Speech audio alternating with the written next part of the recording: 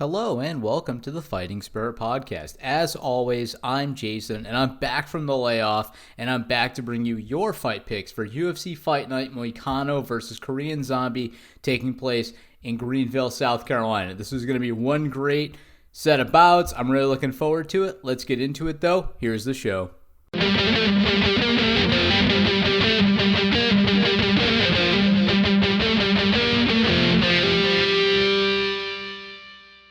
In our main event, we are going to have the Korean Zombie taking on Renato Moicano in what will be an amazing main event. So, let's talk about this here.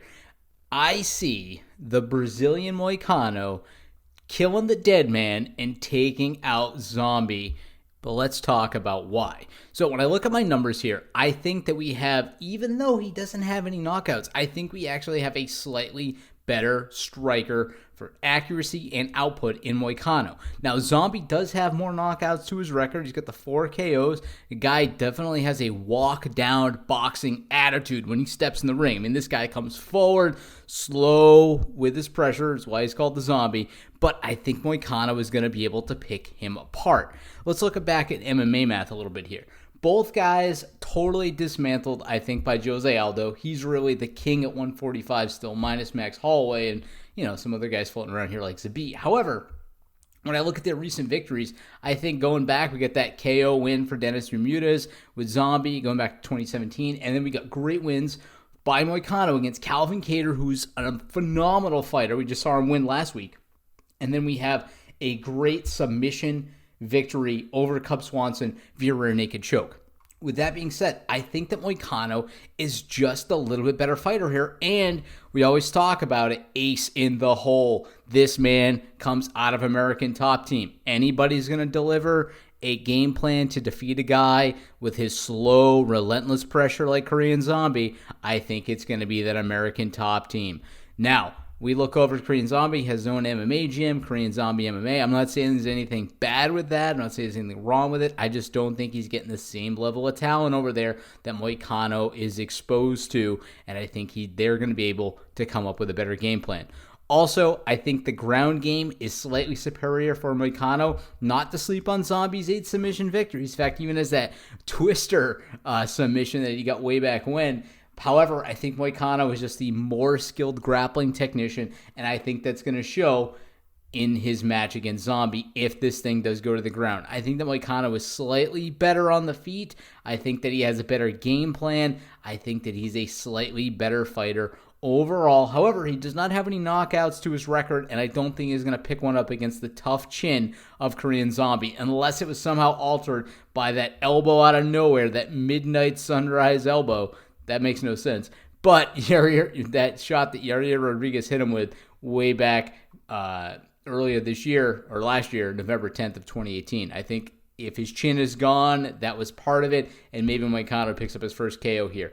Either way, we're picking Moicano in the main event. In our co-main event, we will have Rob Font taking on John Hands of Stone Lineker, and what, again, should be a great co-main. Now, unfortunately for this, because Rob Font is kind of local to me, fighting out of Boston, Massachusetts, I gotta go with the Brazilian train here, going from Moicano to Lineker. The train keeps on rolling. I think the Brazilians run him down. Let's talk about why. So, Lineker, again, an American top teamer. He's getting the edge there. No way around it. And this man throws down. He has some of the hardest hitting hands. He's not called Hands of Stone for nothing. If you engage with him in the pocket with John Lineker, he can put you out. And I think that Font sometimes gets a little aggressive, and I can see him wanting to throw down in the pocket and exchanging with the Hands of Stone, which I think is ultimately a bad idea. If this thing can go to the ground, I think it is fairly even. I'm giving a slight edge to Lineker, but they do have the same number of submissions to their record. The only big separation between these two is going to come to the KOs. Lineker, he's 31-9, but he's got twice as many KOs as Font, who's 16-4, and I think it may show off. Font could win if he stays evasive. We have seen this tactic work very well, or if you can take him down on some great timing, a la TJ Dillashaw versus Lineker, way back when he lost the belt back with Cruz. Now, if that can happen with Rob Font, I think it's a great pathway to victory. However, Lineker, he's just so good. Again, Sandhagen, he lost to him, but he stayed elusive, he stayed evasive, and he only was able to beat him via split decision. If you want to engage, like I think Rob Font's going to want to, you're going to get knocked out by Lineker, and I am giving him the edge here. So we are picking another Brazilian in Greenville, South Carolina. In our next matchup, we will have Brian Bam Bam Barberina taking on Randy Rude Boy Brown in what will again be a great matchup. So we have kind of a lopsided, maybe not lopsided, but we have a differing set of styles here. So we have a great striker in Barberina going up against what is also a good striker in Randy Brown. I don't want to down talk him, but he does have, I think, a much better submission or at least takedown game than Barberina. Barberina has 2 submissions to his record. I just think that Randy Brown, even though he only has 3, does it a little bit better if he needs to take it there. I think he just has a superior grappling game, that superior takedown game, and I think he could prove it against Barberina if necessary. But they are very close fighters. When I look at the hands, you can see here for his 14-6 record, Barberina definitely has the 10 KOs, got more knockouts. I think he trains out of the better gym, going out of MMA Lab. I like him a lot. Now, if we look back, though, we have to go take into consideration the fact that both these guys are coming off of losses. They're both looking at redemption fights. We have Bam Bam losing to Vicente Luque in the 3rd round. Very tight decision, 454 in the 3rd round, TKO, knees and punches in what was a very close fight back in February. And then Nico Price defeated Randy Brown back in the 2nd round, a minute in. So I am sure both fighters are looking to get a redemption in place. But when I ultimately look at these numbers here, and this is a very close fight, I don't want to make it out like this is a lopsided affair at all. I know I said that, but really what I meant is a style difference. And I think the slight edge goes to Brian Barberina. I think that he is the slightly better fighter. I like his gym a little bit more, and I think he's ultimately going to get it done here. I think he's going to avenge his loss to Vicente Luque. So we are picking Brian Barberina in this bout.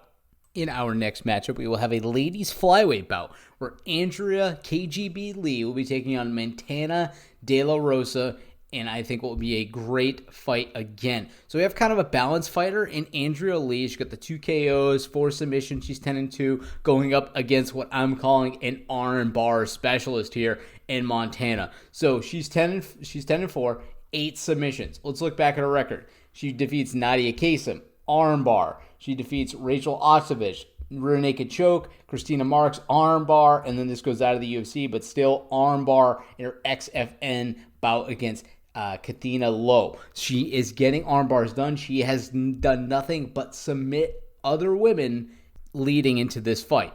And I think that she's going to be able to do it again. I think she is the slightly better fighter. Now, Andrea Lee is the favorite in this, and I think she has much better hands.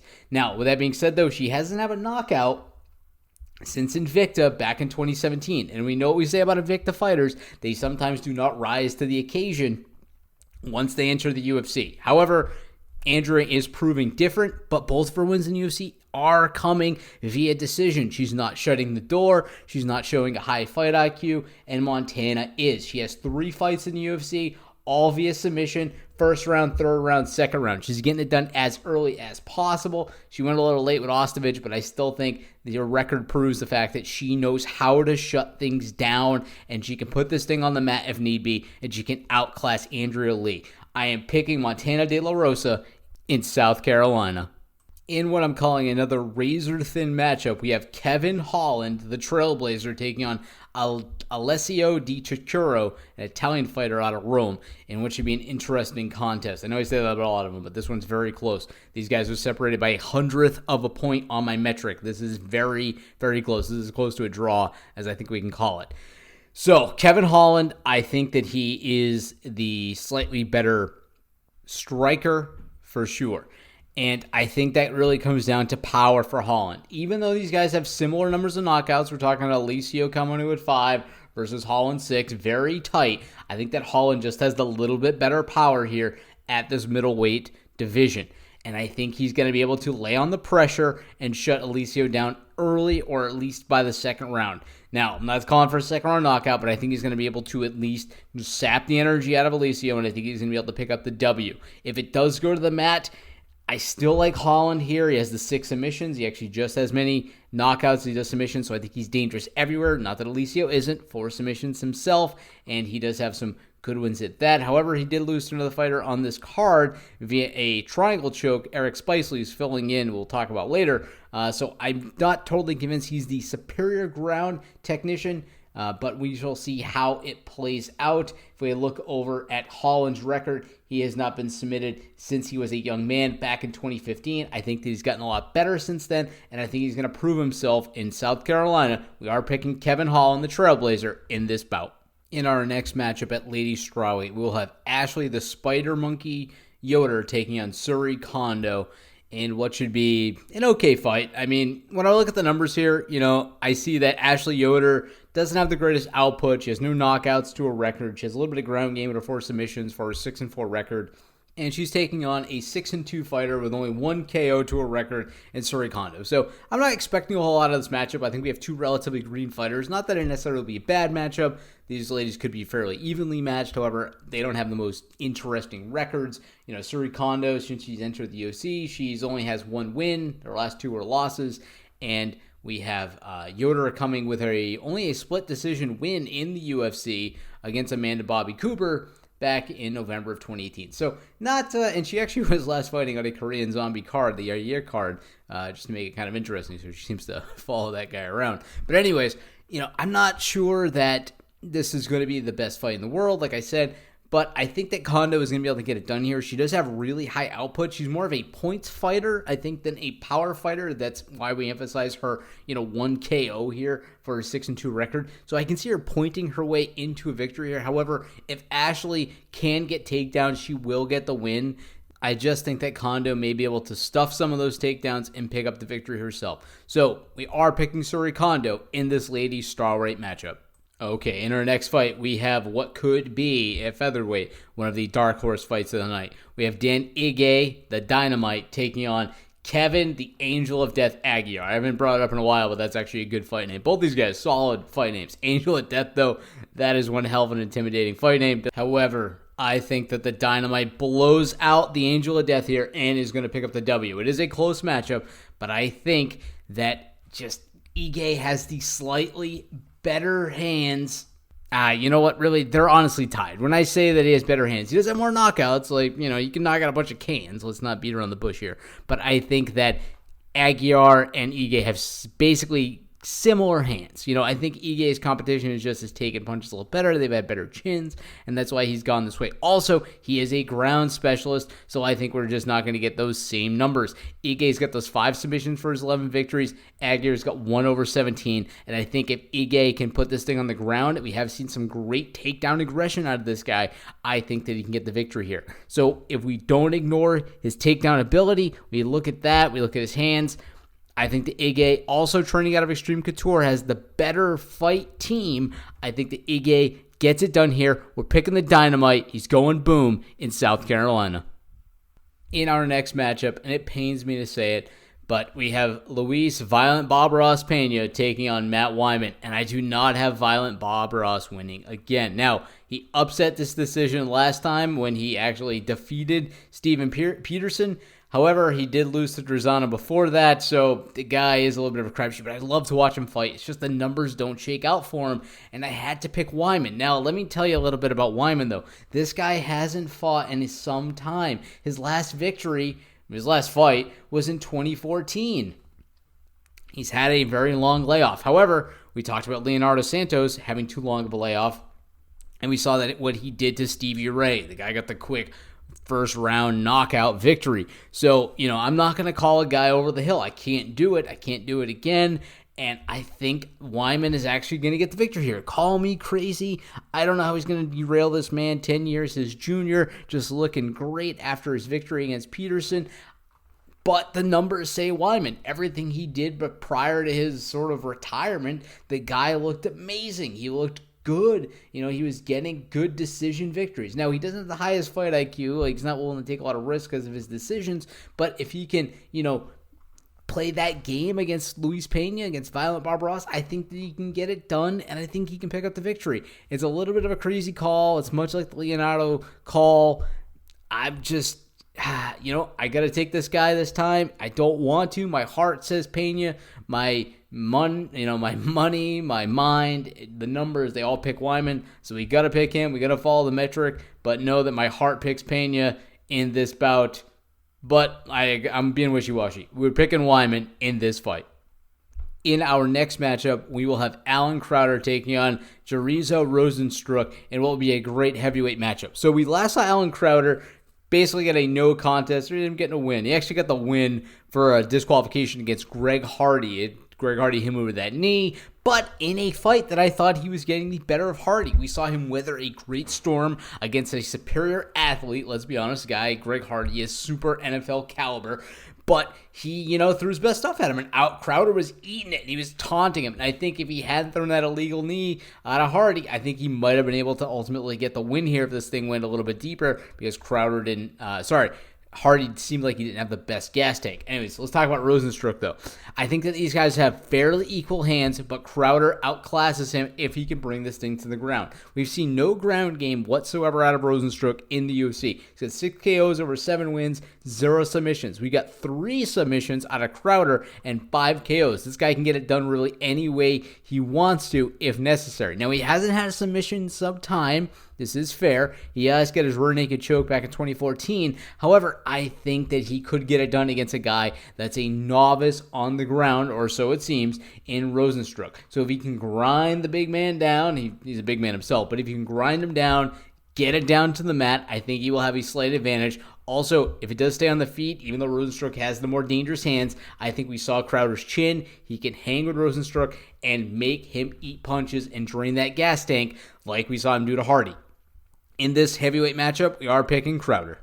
In our next matchup, we have Ariane Lipinski, the Violence Queen, taking on Molly Meatball McCann. I love Lipinski's fight in him, and I hate McCann's, but that doesn't change the fact that I am picking McCann in this fight. Now, I sometimes go with the better-looking fighter, and that's Lipinski all day, but that's not the way we pick fighters here. We go on numbers, and I think that Molly McCann has the superior numbers here. When I look at her punching, when I look at her output, when I look at her ground game, even though we haven't seen a submission out of her, just solely on takedowns, I think that she's the better fighter here. I think that she can get it done against Lipinski, who we saw basically dismantled by Joanne Calderwood. Calderwood got those great takedowns in, and I think she made Lipinski pay for it. And I think we can see the same thing out of McCann.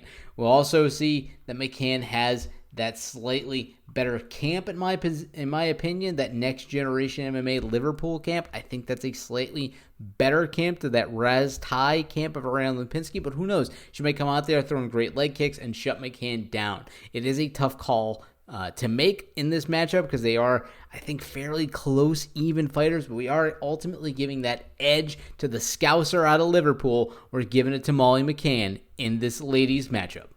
In our next matchup, we have Doron Wynn taking on Eric Spicely in what should be an interesting fight. Both of these fighters are making their UFC debut. However, we have seen Doron Wynn fight at a high level so far. He fought in Bellator back in 2018, and he fought on Golden Boy, that Liddell Ortiz 3 fight they had on pay-per-view against Tom Lawler, and he got the win, Tom Lawler being a former UFC fighter himself. Eric Spicely, we haven't seen the same level out of him. He actually was bounced from the UFC back in 2018. He took 3 straight losses in the UFC, and he went back to go fight in CES in a lower division, and he's on his way back up. So we've seen this guy hasn't really been able to hang with the highest caliber fighters before, and we see that Doron is an AKA fighter. So for everything he's done so far in his career, he is not fighting out of the amateur stuff. He's actually fighting at a pretty high pro level. He's fighting out of AKA. So he's seeing Khabib, he's seeing Cormier, he's seeing Velasquez. He's seeing these guys when he's in camp, and I think he's going to be able to dismantle Spicely.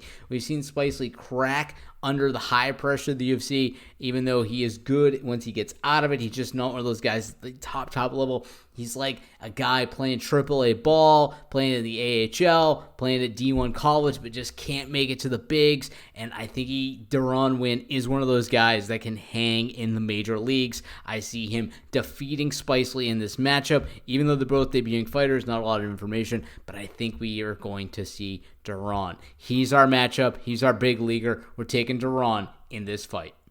And in our last matchup of the evening, we are picking another Brazilian. We will have Andrea Lee taking on Anderson dos Santos in what I think will be a fairly interesting bantamweight fight. So we have Lee, who's coming in with 14 wins, 5 losses against Anderson dos Santos, who we are picking here at 20-7. I think they are fairly even fighters, but I do like the ground game, that submission game out of Anderson a bit more. I think he's quite a bit better, honestly, than Lee. I think they have fairly even hands, but if this thing goes to the mat like I predicted it will, I think that dos Santos is going to have his way with Lee, and I can definitely see him getting a submission victory here, picking up the W for sure. Also, both of these guys are coming off of losses, so they're definitely looking at redemption. And we did see Lee defeat Barão, so he definitely has some high competition he has defeated, but we know that Barão hasn't always performed necessarily lately to his top-tier level. But either way, though, we got to ignore that Doron Wynn. We got to look at what the numbers say, and we are picking Anderson dos Santos in this bantamweight matchup. So those will be our picks for this UFC Fight Night. Again, we're going to go over them. Moicano, Lineker, De La Rosa, Crowder, Barberena, Holland, Kondo, Wynn, dos Santos, McCann, Ige, and Wyman. Those are our picks for this fight night. This now takes us on to housekeeping, so please get in touch with the Fighting Spirit Podcast at fightingspiritpodcast@gmail.com for our questions and comments. Also, get at my handle on Twitter at MMAFightPicks01 for all your questions and comments as well. I've been posting there pretty recently. We also are on Facebook. We're on